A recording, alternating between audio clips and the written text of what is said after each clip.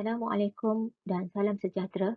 Saya Rahayu binti Muhammad Adnan sebagai pembentang dan ahli kumpulan Muhammad Khairi bin Mak Yaakob akan membentangkan tajuk kajian kami iaitu penapis air karbon aktif tongkol jagung. Pengenalan. Menurut Abraham 2001, air bawah tanah hanya boleh digunakan sekiranya jumlah kepekatan parameternya adalah bersesuaian dan dalam kualiti yang dibenarkan. Shirazi 2015 menyatakan terdapat berbagai faktor yang menyebabkan berlakunya pencemaran air bawah tanah, antaranya ialah daripada penyusupan baja dari sektor pertanian, bahan sisa buangan industri dari perkilangan dan bahan pencemar lain yang masuk ke dalam tanah melalui penyusupan bersama air hujan. Fenley 2015 dalam kajiannya menyatakan arang aktif merupakan salah satu teknologi rawatan air paling berkesan tetapi memerlukan modal yang tinggi kerana keupayaannya untuk menyingkirkan pelbagai jenis sebatian yang wujud di dalam cecair. CTM 2015 menyatakan berdasarkan kepada komposisi selulosa dan hemiselulosa yang cukup besar, tongkol jagung dianggap sangat berpotensi digunakan sebagai arang aktif. Objektif kajian. Pertama, mereka bentuk satu penapis air yang bersara alam dengan menggunakan arang aktif dari tongkol jagung sebagai medium utama. Yang kedua, menguji sampel air sebelum dan selepas ditapis bagi mendapatkan perbezaan nilai parameter seperti pH, kekeruhan, warna, jumlah kandungan besi, jumlah koliform dan juga E. coli dengan membandingkannya dengan nilai keruaian air minum kebangsaan yang dibenarkan oleh Kementerian Kesihatan Malaysia.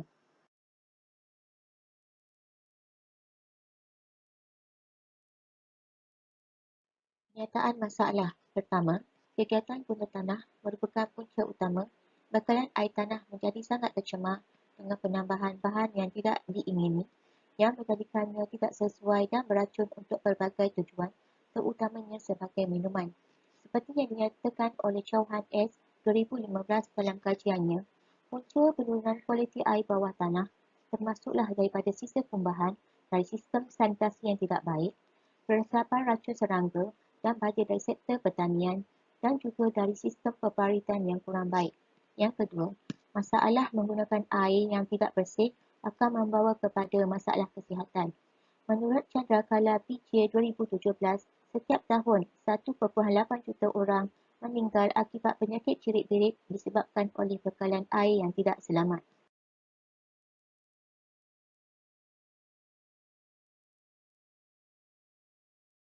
Skop kajian pertama melibatkan pengambilan sampel air telaga di kawasan Kuala Abang yang berdekatan dengan kawasan peternakan.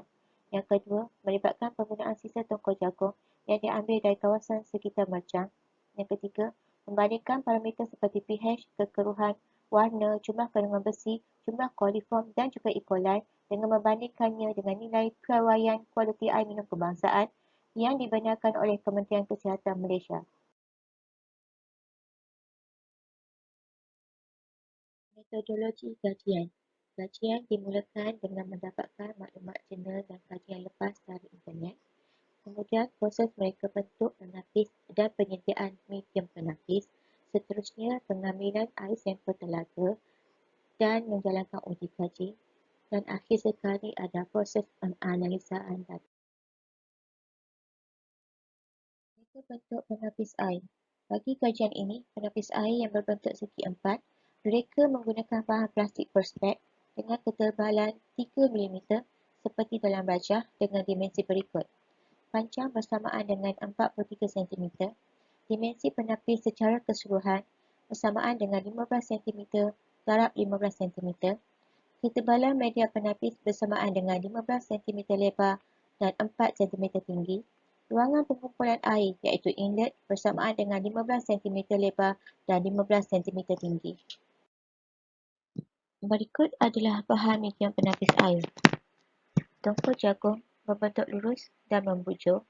Batu kerikil melepasi saiz ayakan 40 mm dan tertahan pada saiz ayakan 200 mm.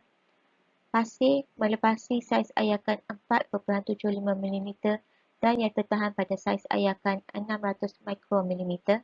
Lofah yang berketebalan 2 cm.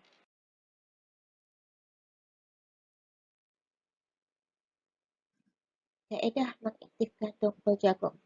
Pertama, Tokol jagung yang diperolehi dibersihkan dengan menggunakan air panas dan kemudian dikeringkan di bawah cahaya matahari untuk 2 hingga ke 3 hari. Kedua, tongkol jagung tersebut dibakar di dalam ketuhar dengan suhu 110 darjah Celsius selama 8 jam. Ketiga, tongkol jagung yang telah menjadi arang akan direndam ke dalam larutan kalsium klorida selama 24 jam.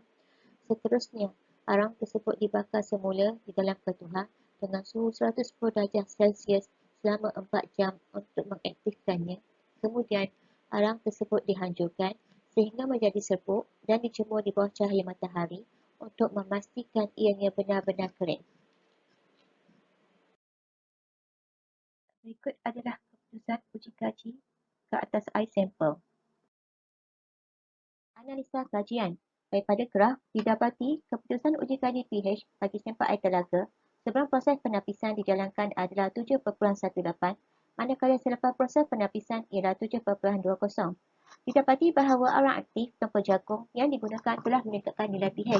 Dengan merujuk kepada jadual keputusan uji kaji, sampel air telaga berada di dalam lingkungan nilai pH yang dibenarkan oleh KKM iaitu 6.5 sehingga 9.0. Manakala nilai bacaan kekeruhan sebelum proses penapisan ialah 196 NTU dan selepas proses penapisan air berkurangan kepada 25.5 NTU. Ini menunjukkan berlakunya pengurangan nilai kekeruhan yang sangat tinggi iaitu sebanyak 170.5 NTU. Ini menunjukkan arang aktif tongkol jagung yang digunakan berupaya mengeluarkan kekeruhan sampel air telaga. Namun begitu, nilai kekeruhan yang dicapai adalah tidak memenuhi piawaian KKM iaitu 5.0 NTU. Daripada graf, bacaan awal jumlah kandungan besi bagi sampel air adalah 11.25 mg per liter dan setelah proses penapisan adalah 1.17 mg per liter. Ianya menunjukkan pengurangan jumlah besi dalam sampel air sebanyak 10.08 mg per liter. Nilai bacaan kandungan besi masih tidak memenuhi kehendak piawaian kualiti air minum kebangsaan yang dibenarkan oleh KKM iaitu 0.3 mg per liter. Berdasarkan kepada data yang terdapat pada graf, didapati nilai warna sebelum proses penapisan adalah 1520 Hz dan bacaan warna setelah menjalani proses penapisan ialah 4.75 Hz. Perbezaan data menunjukkan berlakunya pengurangan nilai warna sebanyak 1515.25 Hz. Daripada data tersebut, didapati arang tongkol jagung dapat mengeluarkan nilai bacaan bagi warna. Nilai warna yang diperolehi memenuhi keperluan piawaian kualiti air minum kebangsaan yang dibenarkan oleh KKM iaitu 15 Hz. Pada graf, didapati bacaan awal nilai E. coli sebelum penapisan adalah 24.7 mpn per 100 ml dan selepas berlakunya proses penapisan adalah 63.2 mpn per 100 ml. Ini jelas menunjukkan arang tongkol jagung telah meningkatkan kandungan E. coli di dalam sampel air telaga. Justeru nilai yang diperolehi ini tidak memenuhi piawaian kualiti air minum kebangsaan yang dibenarkan oleh KKM kerana di dalam air minuman seharusnya tidak wujud kehadiran E. coli. Manakala bagi kandungan coliform, didapati nilai kandungan coliform sebelum dan selepas proses penapisan dijalankan adalah kekal iaitu 2419 mpn per 100 ml. Ini menunjukkan bahawa arang aktif tongkol jagung tidak dapat menyerap kandungan jumlah coliform yang wujud di dalam sampel air telaga tersebut. Merujuk kepada data tersebut, dari segi jumlah coliform adalah tidak memenuhi piawaian kualiti air minum kebangsaan yang dibenarkan oleh KKM kerana jumlah coliform sepatutnya tidak hadir di dalam sumber air minuman. Kesimpulan. Secara keseluruhannya, terdapat beberapa kesimpulan yang dapat dibuat berdasarkan kepada objektif yang telah dinyatakan. Objektif utama iaitu mereka bentuk satu penapis air yang mesra alam dengan menggunakan arang aktif dari tongkol jagung sebagai medium utama telah berjaya dicapai dengan penghasilan model penapis tersebut. Selain itu, bagi objektif kedua, menguji sampel air sebelum dan selepas ditapis bagi mendapat perbezaan nilai parameter seperti pH, kekeruhan, warna, kandungan besi, jumlah coliform dan juga E. coli dengan membandingkannya dengan nilai piawaian air minum kebangsaan juga tercapai. Namun begitu, data bagi parameter yang dikaji adalah tidak memenuhi nilai piawaian air minum kebangsaan. Justeru, sampel air tersebut perlu diberikan rawatan yang selanjutnya sebelum ianya digunakan untuk keperluan domestik.